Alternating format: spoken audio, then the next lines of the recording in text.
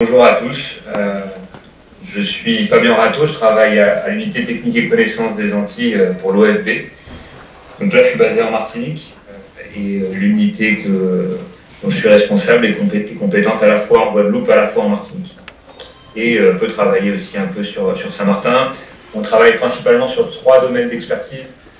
Donc le premier c'est la conservation des espèces menacées et principalement des espèces qui ont une aire de répartition limitée, donc des espèces plutôt endémiques. On travaille aussi pas mal sur des questions d'espèces exotiques envahissantes et d'amélioration des méthodes de lutte. Et on a un troisième domaine d'expertise qui est ancien, c'est l'appui à la gestion synergétique. Voilà. On lance des études sur la faune chassable. Et on aide l'État à définir la politique de la chasse. Donc déjà, je vais commencer par faire un petit tour des géographies. Enfin, j'imagine qu'il y en a certains d'entre vous qui connaissent bien la zone, mais pas forcément tout le monde. Donc on va s'intéresser aux petites Antilles, du coup, qui sont situées ici, au large de l'Amérique. Et donc, parmi les petites Antilles, les territoires français, on va dire, c'est la Martinique, la Guadeloupe, Saint-Barthélemy et Saint-Martin. Du coup, ces petites îles-là. La Guadeloupe et la Martinique. Donc je fais un très rapide topo de la géographie et des grandes caractéristiques des territoires. Donc la Martinique, c'est une île qui fait 1100 km². Donc pour donner une idée, ça fait à peu près 80 km du nord au sud, 60-80 km du nord au sud, avec un point culminant qui est la montagne Pelée, qui est proche de 1400 mètres. On est 350 000, donc ce qui fait une densité d'habitants assez élevée, de l'ordre de 318 habitants au km², soit 3 fois plus qu'en France hexagonale.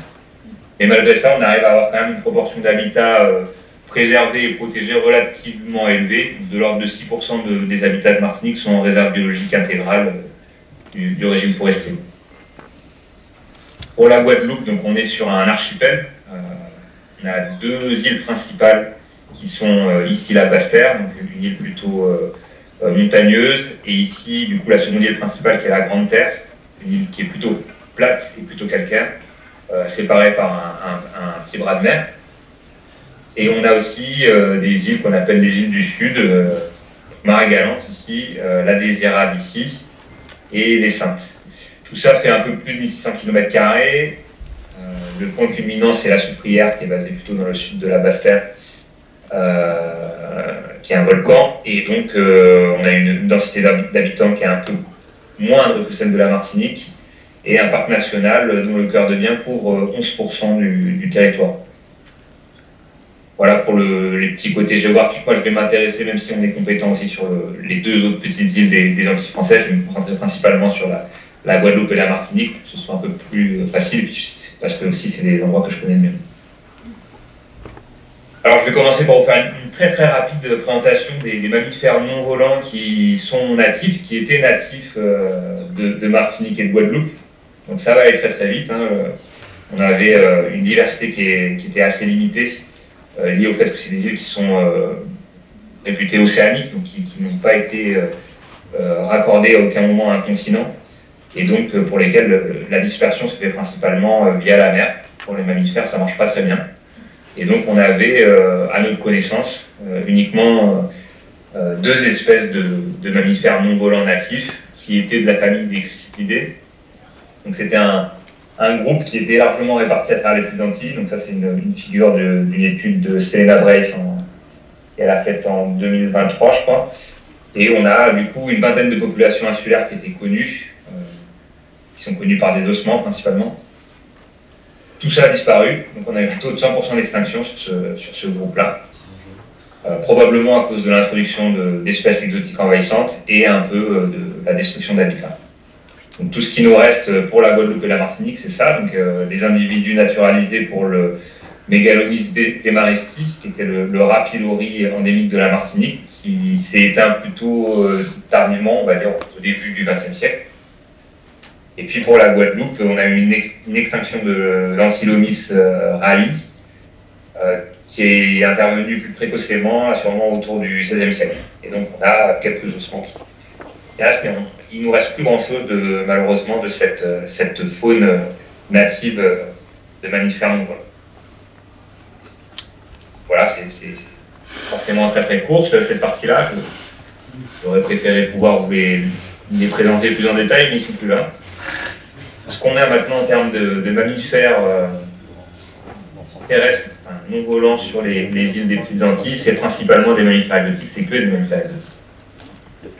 Avec plusieurs vagues d'introduction qui ont eu lieu. Donc la première, elle a eu lieu avec les Amérindiens. Alors les dates divergent entre les auteurs et entre les îles, mais on va dire que la première colonisation s'est faite autour de l'an 0. C'est à peu près un ordre de grandeur, qui n'est pas forcément entièrement exact. Pour les Petites Antilles, on a une colonisation plutôt qui a eu lieu du sud vers le nord, donc de l'Amérique du Sud, et qui a remonté le long des Petites Antilles. Et on a eu, avec les Amérindiens, des espèces sud-américaines qui ont été introduites, probablement à des fins alimentaires, donc un certain nombre quand même. Mais voilà, dans le groupe qui nous intéresse, on en a eu notamment 2, donc un opossum, un marsupial, qu'on appelle localement le manicou en Martinique, Liliaspis marsupialis. Et il y a eu aussi une autre espèce qui est un peu plus grande, là, qui est l'agouti doré, qui a été introduite aussi sur plusieurs îles. Donc ça, c'est les espèces qui nous intéressent là, dans le cadre de ce groupe, mais il y a eu aussi d'autres choses, d'autres valises biologiques qui ont été ramenées, notamment avec des ossements de cochon d'Inde, de tatous et de grands mammifères comme le chien, le pécari, qui ont été retrouvés dans des dépôts amérindiens d'autres îles, notamment à Kayakou. Donc voilà pour les deux mammifères qui sont encore présents, introduits par les Amérindiens et qui sont encore présents sur certaines des îles du périmètre. Le manicou à gauche, une bestiole quand même assez bizarre, un marsupial sud-américain, et l'agouti ici. Donc très rapidement, le manicou, donc on voit qu'il est originaire plutôt d'Amérique du Sud et d'Amérique centrale, et il a suivi les Amérindiens jusqu'à la Dominique, ici, la Martinique est là. Et on n'en a plus au-dessus, malgré le fait qu'on ait retrouvé des ossements dans des dépôts amérindiens en Guadeloupe. Donc on sait qu'il a été amené en Guadeloupe, mais il ne s'est pas naturalisé, soit il n'a pas été relâché, soit il n'a pas réussi à s'implanter. Voilà, donc c'est un marsupial de la famille des Didelphidés qui pèse entre 500 grammes et 1,5 kg. Il est très abondant en Martinique, alors vous verrez plus tard, mais quand on fait du piégeage photo, c'est une des espèces qu'on détecte le plus. Et je vous disais, il est absent en Guadeloupe. Alors rapidement, parce que du coup l'agouti n'est pas vraiment classé parmi les petits mammifères, mais voilà, c'est un animal qui pèse autour de 3 kg. Ce qui est intéressant à retenir, c'est qu'il est encore présent en Guadeloupe, mais bien qu'il ait été introduit en Martinique et qu'il ait été présent plusieurs siècles, il a disparu et on ne le retrouve pas en ce moment. Il est relativement peu commun en Guadeloupe, mais localement, à la Désirade, il peut être abondant. Voilà, donc ça c'était la vague d'introduction, on va dire plutôt liée à la colonisation amérindienne. Il y a eu une seconde vague d'introduction qui a eu lieu plutôt avec la colonisation européenne, qui a été nettement plus dévastatrice en termes d'espèces exotiques envahissantes. Donc la colonisation dans les Petites Antilles, elle a débuté autour du XVIe siècle. Donc, Christophe Colomb est passé dans le coin un peu avant 1500 pour la Guadeloupe et puis un peu après pour la Martinique. Et il y a eu du coup une colonisation progressive à partir de là, qui a malheureusement débouché sur la disparition presque complète des Amérindiens. Et à l'introduction de beaucoup d'espèces exotiques, donc déjà une première vague liée aux muridés qui ont été introduits de manière involontaire, le rat noir, le rat sur mulot et la souris domestique, qui ont que je vous présente pas plus parce que je pense qu'elles sont très bien connues, qui ont un très fort impact sur la faune et la flore native. Donc j'ai mis quelques exemples là juste pour illustrer trop rapidement. Ici on a un rat noir qui est en train de prédater un nid de moqueur à gorge blanc, donc une espèce dont je vous parlerai plus en détail plus loin, une espèce d'oiseau. Ici, on a des graines de palétuvier rouge, donc une espèce de la mangrove qui est rongée du coup par probablement un rat noir. Et ici, c'est une graine de courbaril, donc une espèce climatique de forêt sèche localement répandue, dont on peut voir des graines rongées dans certaines zones, on a 0% de régénération liée au fait que toutes les graines sont rongées. Voilà des exemples d'impact.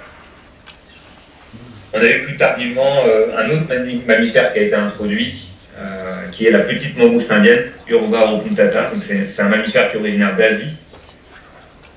À l'époque, du coup, il y avait c'est à la fin du 19e siècle, pardon, pas du 20e siècle. À l'époque, il y avait un gros problème avec la prolifération des rats qui notamment causaient des très très forts dégâts dans les champs de canne à sucre. Et donc, il y a eu une idée d'introduire cette espèce asiatique sur les îles productrices de canne à sucre. Il y a eu une première introduction, notamment vers la Jamaïque, qui a eu lieu, qui dans un premier temps est apparu aux yeux des gestionnaires comme un succès. On ne sait pas exactement pourquoi, mais dans un premier temps, ils ont cru que ça marchait.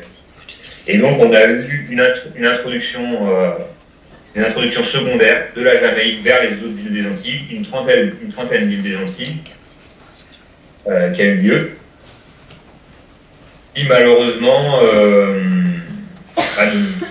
c'est pas du tout avéré être un succès pour la gestion des muridés, notamment lié au fait que c'est un animal qui est entièrement diurne. C'est pas du tout adapté pour gérer les rats. Donc c'est un animal qui pèse entre 300 et 900 grammes, de la famille des herpestidés, et qui malheureusement est devenue très abondante en Martinique et dans certaines îles de Guadeloupe, donc les îles principales, la Grande-Terre, la Basse-Terre et Marie-Galante, mais qui est absente des Saintes et de la Désirade. Donc, ces introductions-là ont eu des impacts vraiment très très importants sur le. Il vous reste que quelques minutes avant la question. 3 minutes, ça marche. Donc je vais vous lister un peu les impacts très rapidement. Donc on manque de données historiques pour mieux connaître cet impact-là. On peut se baser un peu sur la distribution d'espèces natives par rapport aux espèces exotiques envahissantes pour voir quel est l'impact. Donc on a deux groupes de reptiles qui sont très largement répandus, des colibridés, là, les dipsalidés, et puis des syncidés, donc des lézards et des serpents. Ils vont, voilà, sur chaque île, on a une ou deux espèces endémiques strictes ou subendémiques de chacun de ces groupes-là. C'est une très grande diversité à l'échelle des Antilles. Je vais passer très vite parce que j'ai pas trop le temps, mais en gros, on se rend compte que partout où la mangouste a été introduite, ces espèces-là ont été extirpées. Donc, ont disparu soit complètement, ou soit ne sont plus présentes que sur des petits îlets où la mangouste est absente. Il y a eu un très très fort, voilà, que ce soit au niveau de la Guadeloupe ou au niveau des petites Antilles, on voit un effet très très important de la mangouste, et donc probablement plusieurs dizaines d'espèces de reptiles qui ont été extirpées directement par la mangouste. Second impact qu'on peut étudier un peu, on va dire dans l'autre sens, c'est sur l'île de Redonda, qui est une île qui est située, une île d'Antigua qui est située plutôt au large de Montserrat. Il y a eu une opération d'ératisation qui a été menée en 2017. On a vu que ce lézard-là, en danger critique d'extinction, il a même à multiplier ses effectifs par 5 juste 2 ans après l'éradication des rats. C'est un impact probablement très important des rats. Dernière partie du coup, c'est plutôt les projets de gestion. Donc, je ne peux pas vous faire un état des lieux global de tous les projets de gestion des mammifères exotiques qui existent sur les Antilles. Je vais me concentrer sur deux du coup. Un des problèmes qu'on a avec la mangouste, c'est qu'elle prédate les nids de tortues marines. Donc, ici, vous en avez une qui est prise en piège photo en train de manger des œufs. Ici, c'est un tortillon sur le point d'émerger qui a été prédaté dans son nid. Et ici, c'est des œufs qui ont été sortis. Donc, il y a des actions de gestion qui sont menées par l'ONF sur 4 sites de ponte, de Guadeloupe et de Martinique.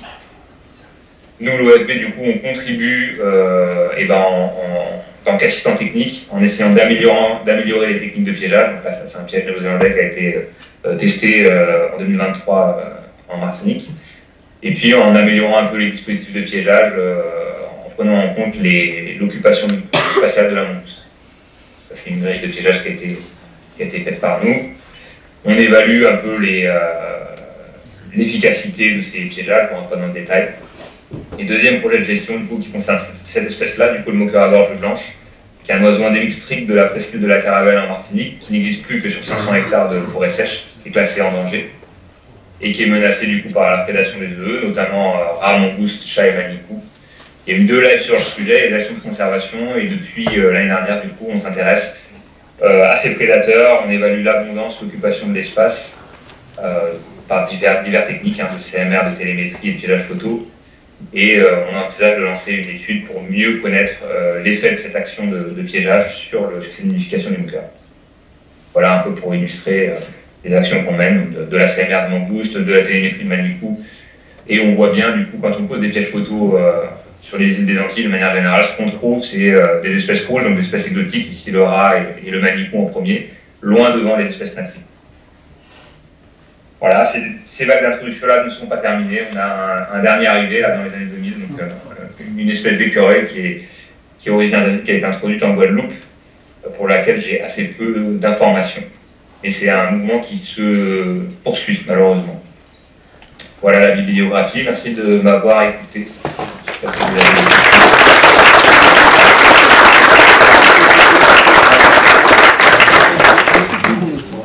Est-ce que vous m'entendez bien? Ouais, j'entends, ouais. Ok. Je me demandais comment vous en étiez venu à la conclusion que les introductions depuis le XVIe siècle avaient été plus impactantes que celles il y a des centaines d'années par les Amérindiens.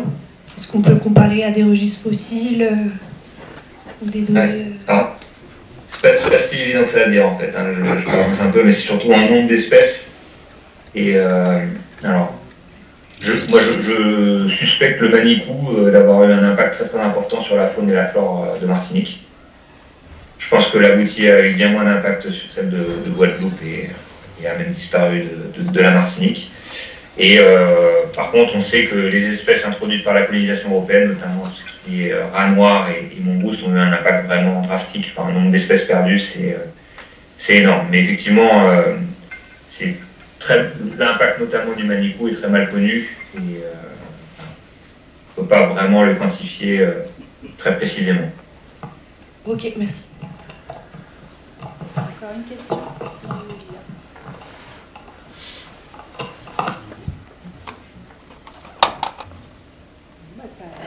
Ça a l'air très clair. Merci beaucoup pour l'intervention. Merci.